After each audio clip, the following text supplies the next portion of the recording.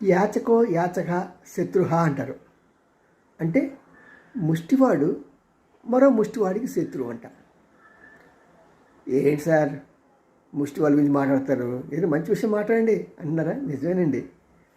అంటే మన భారతీయులు ఎక్కడికి వెళ్ళినా సరే ఈ ముష్టి మనస్తత్వం పోవట్లేదండి.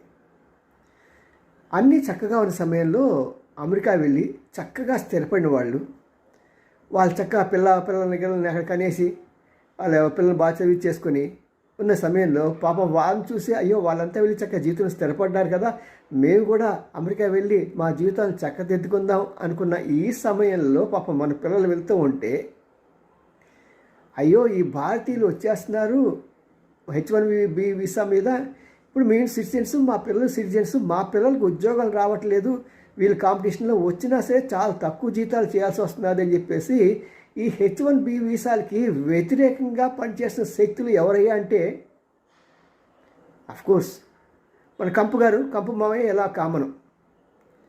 ఆ కంపు మామయ్యకి తోడు మన వాళ్ళే, మన ఇండియన్సే, ప్రత్యేకంగా మన ఆంధ్ర వాళ్ళే ఎక్కడైతే సెటిల్ అయిపోయి చక్కగా వాళ్ళు ఇంకా వెనక్కి తిరిగి చూసుకోవాల్సిన అవసరం కనీసం దేశం కూడా, ఎందుకంటే వాళ్ళ పాపం వాళ్ళు వెళ్ళిన సమయం తర్వాత వాళ్ళ పేరెంట్స్ ఉండి ఉంటారు, ఇప్పటికి వయసు అయిపోయి ఉంటుంది, ఒకళ్ళు ఆరు ఉన్నా సరే ఈ దేశాన్నే మర్చిపోయి వాళ్ళ పిల్లలకి అక్కడ కన్ని వాళ్ళు చక్కగా చదువుకున్న తర్వాత వాళ్ళ యాక్సెంట్ వాళ్ళ ఆలోచన అన్ని అమెరికన్ స్టైల్లోనే ఉంటాయి. ఇప్పుడు వాళ్ళు ఏం మాట్లాడుతున్నారు, మన ఒక అతను ఇంటర్వ్యూ చేస్తుంటే ఈ ఇండియన్స్ మా దగ్గరికి వచ్చేసి మా ఉద్యోగాలు కొట్టేస్తున్నారండి, అంతేకాకుండా మరి మాకు రావాల్సిన జీతాలు సరైన స్థాయిలో మాకు రావట్లేదు అన్నారు. ఏం బాబు నువ్వు ఇండియన్ కావా? అమెరికన్ సిటిజన్, అమెరికన్ సిటిజన్ అంట. అలాగుంది. ఇలాంటి దౌర్భాగ్య స్థితిలో మన దేశస్తులు ఉంటే ఎలాగండి? నిజంగా నాకు చాలా బాధేసింది ఆ ఇంటర్వ్యూ చూస్తే. మరి ఇదంతా పేరెంట్స్ లోపమా లేకుంటే వీళ్ళ లోపమా తెలియదు. అఫ్కోర్స్ మన దగ్గర కూడా చాలా తప్పిదాలు ఉన్నాయి.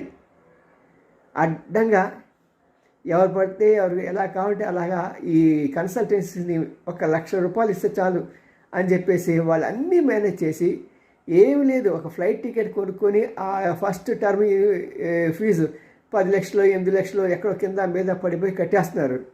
ఇంకా వెళ్ళిన దగ్గర నుంచి ఒక కారు కొనుక్కోవటమో లేకుంటే ఒక ఇది కొనుక్కోవటం ఏదో చేసేసి ఇంకా సంపాదనే దాని మీద పడిపోయారు. చదువు పాపం ఎలా చదివారో తెలియదు. మరి అన్నీ చాలా వరకు 50% పైన దొంగ సర్టిఫికేట్లు. మరి ఇలాంటి స్టేజ్లో పాపం వాళ్ళకి కట్టుబడుతున్నది, పాపం వీళ్ళు కూడా సెటిల్ అవుదాం అనుకున్న స్థాయిలో మరి వీళ్ళు ఉండట్లేదు. మరి ఇలాంటి పరిస్థితుల్లో ఏం చేయాలో అర్థం కాని పరిస్థితి.